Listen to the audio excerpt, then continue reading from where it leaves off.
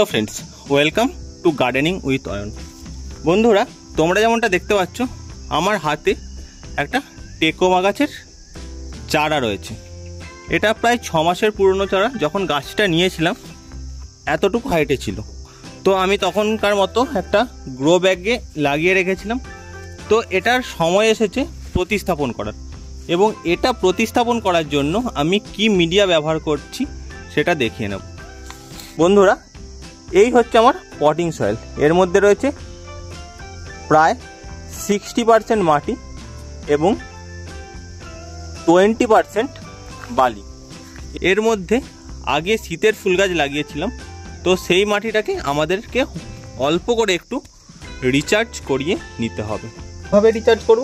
এই মাটির সঙ্গে আমরা মেশাবো অল্প একটু, ঠিক এতটা পরিমাণ মিক্সচার। এর মধ্যে রয়েছে হাড় গুঁড়ো, শিংকুচি, কিছুটা রয়েছে সিউইডের গ্র্যানুয়েলস, এছাড়াও চামড়া গুঁড়ো এবং আরও কিছু উপাদান রয়েছে। মিক্সচার আমি যেভাবে প্রস্তুত করেছিলাম সেই ভিডিওতে তোমরা এর বিস্তারিত পাবে। তো এটা ডিকম্পোজ করা সম্পূর্ণ, এটা আমরা অল্প করে এর সঙ্গে ছড়িয়ে দেব। যেহেতু এই মাটিটা বেশ কিছুদিন হলো রয়েছে, এতে একটা ব্যাকটেরিয়া বা অণুজীব লাগার একটা সম্ভাবনা থেকে যায়, যেটা থেকে কিন্তু গাছটার শেকড় ড্যামেজ হতে পারে। তাই এর সঙ্গে এই 1 মুঠো পরিমাণ আমরা নিমের গুঁড়ো খোল সেটা মিশিয়ে দেব। এই নিমের খোল একধারে যেমন গাছটাতে প্রয়োজনীয় সারের যোগান দেয়, সেই রকম কিন্তু গাছের যে সমস্ত ব্যাকটেরিয়া, ক্ষতিকর ব্যাকটেরিয়া, ফাঙ্গাস থাকে সেটা থেকেও রক্ষা করে। এর সঙ্গে আমরা কিছুটা কেঁচো সার বা ভার্মিকম্পোস্ট মিশিয়ে নেবো। এর জায়গায় তোমরা গোবর সারও ব্যবহার করতে পারো। এই টোটাল উপাদানটা হচ্ছে 20%। তাহলে কি হলো? 60% গার্ডেন সয়েল, 20% বালি, 60-20-80%, বাকি 20% এই উপাদানগুলো। এবং এর সঙ্গে এই মাটিটাকে সব রকম ফাঙ্গাস থেকে মুক্ত করার জন্য আমি এখানে টাটা মাস্টার ব্যবহার করছি। তোমরা এখানে সাপ, ব্যাভিস্টিন, যা হোক কিছু একটা ফাঙ্গিসাইড এটাতে ব্যবহার করতে পারো। তো এই হচ্ছে আমার তৈরি মাটি। তো এই উপাদানটাকে আমাদেরকে ভালো করে মিশিয়ে নিতে হবে। এই উপাদানটা আমরা ভালো করে মিশিয়ে নেব। এর মধ্যে যদি কোনো আগাছা বা কিছু থেকে থাকে সেটাকে আমরা সরিয়ে দেব। বন্ধুরা, একটা কথা বলে রাখি, এই গাছটা যেহেতু বড়, সেই জন্য আমরা এরকম 12 ইঞ্চির টবে এটাকে সরাসরি প্রতিস্থাপন করব। গাছ যদি ছোট হয় সেখানে কিন্তু বড় টবে প্রতিস্থাপন করা যাবে না। টেকোমা গাছ হালকা দোআঁশ মাটি পছন্দ করে, তাই মাটির সঙ্গে, যেহেতু মাটিটা এঁটেল মাটি বা বাগানের মাটি, তার সঙ্গে একটু বালি, একটু ভার্মিকম্পোস্ট বা গোবর সার এবং এই নিম খোল, শিং গুঁড়ো, হাড় গুঁড়ো এই সমস্ত মিশিয়ে মাটিটাকে হালকা দোআঁশ মাটি বানিয়ে নিতে হবে, যাতে জলটা সহজে ড্রেনেজ হয়ে যায়। তো আর 5টা গাছের যেরকম মাটি তৈরি, সেই রকমই মাটি, কিন্তু মাটিটা হবে হালকা দোআঁশ মাটি, এবং যেটার মধ্যে খুব তাড়াতাড়ি রুটটা গ্রো করবে।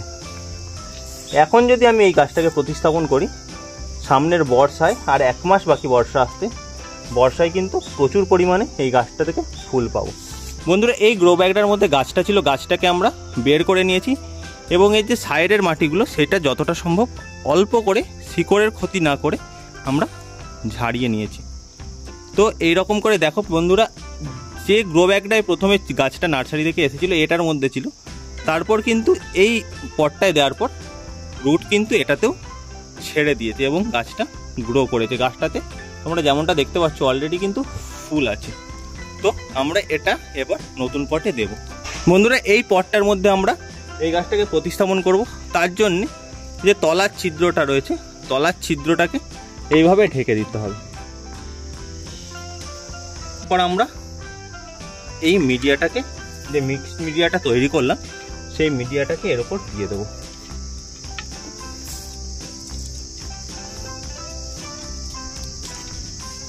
মাপটা দেখে নিতে হবে। দেখো, এর যে টবের যে উপরটা সেটা কিন্তু এই টবের প্রান্ত বরাবর প্রায় চলে এসেছে। গাছটাকে টবের মাঝ বরাবর সোজাভাবে দাঁড় করাবো। এই দেখো গাছটা প্রান্ত বরাবর এই মাঝখান বরাবর দাঁড় করালাম এবং চারিদিক থেকে অল্প অল্প করে আমরা এটাতে মাটি দিয়ে দেব।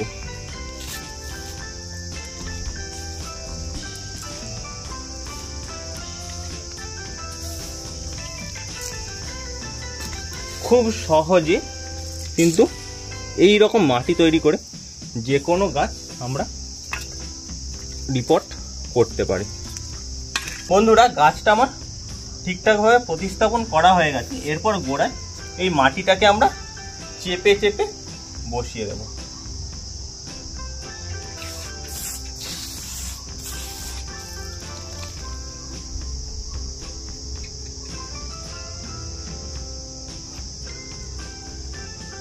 টবের ওপর দিকটা একটা জিনিস খেয়াল রাখতে হবে, এই যে টবের যে কিনারা, এখান থেকে আমরা এই ওপর অবধি ফাঁকা রাখবো যাতে এর উপর কিছুটা জল দাঁড়াতে পারে এবং অতিরিক্ত জলটা যাতে বেরিয়ে না যায়। এবং এক্সট্রা কোনো খাবার পরবর্তীকালে অ্যাড করলে সেক্ষেত্রে আমরা এই জায়গাটায় দিতে পারি। এরপর গাছটায় ভালো করে গোড়াটা জল দিয়ে ভিজিয়ে দিতে হবে। গোড়াটা ভালোভাবে আমরা জল দিয়ে ভিজিয়ে দিলাম এবং দেখা যাবে কিছুক্ষণ পর জলটা ড্রেন হয়ে যাচ্ছে। যদি এক্সট্রা কোনো শুকনো ডাল থাকে তাহলে সেক্ষেত্রে আমরা এইভাবে ছেঁটে দিতে পারি। শুকনো যদি ডাল থেকে থাকে, এই গাছটায় প্রায় শুকনো ডাল নেই বললেই চলে, তো যদি থেকে থাকে এরকম করে আমরা হালকা করে চুন করে দিতে পারি, দিলে আবার নতুন গ্রোথ তৈরি হয়। এইভাবে আমরা যদি টেকোমা গাছের মাটি তৈরি করি এবং টেকোমা গাছ প্রতিস্থাপন করি, সেক্ষেত্রে কিন্তু আমরা গাছ ভরে ফুল পাবো। অলরেডি গাছটাতে প্রচুর ফুল হয়ে আছে, আরও কিন্তু এরপর আরও ফুল আসবে। গাছটা যত গ্রো করবে ফুল কিন্তু আসতেই থাকবে। এই গাছটা যে কোনো নার্সারিতে কিংবা তোমরা যদি কলকাতায় যেতে পারি গালিব স্ট্রিটে, খুব কমন একটা গাছ এবং খুব ভালো একটা গাছ। তো এই ধরনের গাছগুলো তোমরা নিয়ে এসে ছাদ বাগানে কিন্তু খুব সহজে গ্রো করতে পারো। যাদের গাছ মারা যাওয়ার প্রবণতা দেখা যায় বা যারা ধৈর্য হারিয়ে ফেলছো গাছ বানাতে গাছ মারা যাচ্ছে, সেক্ষেত্রে এই ধরনের যে সহজ গাছগুলো, সেই গাছগুলো কিন্তু তোমরা সহজেই করতে পারো। আমরা শুকনো ডালগুলো ছেঁটে দিলাম, এরপর 1 থেকে 2 দিন আমরা ছায়াযুক্ত স্থানে গাছটাকে একটু রেখে দেবো, হালকা ছায়া। আমার যেমন উপরে দেখতে পাচ্ছ গ্রিন শেড আছে, এই গ্রিন শেডের তলায় রেখে দেবো। তারপর আমরা খোলা আকাশের নিচে গাছটাকে রাখতে পারি। শুকনো ডালগুলোকে এইভাবে আমরা অল্প অল্প করে ছেঁটে দিলাম। আমার কিন্তু এই গাছটা প্রতিস্থাপন করা হয়ে গেছে। তো এই ছিল আজকের ভিডিওটা কেমন লাগলো তোমরা জানিও। যদি ভালো লেগে থাকে তাহলে লাইক, কমেন্ট, শেয়ার এবং সাবস্ক্রাইব করতে ভুলো না। দেখা হচ্ছে আবার একদিন নতুন কোনো ভিডিও নিয়ে। ততক্ষণের জন্য বাই।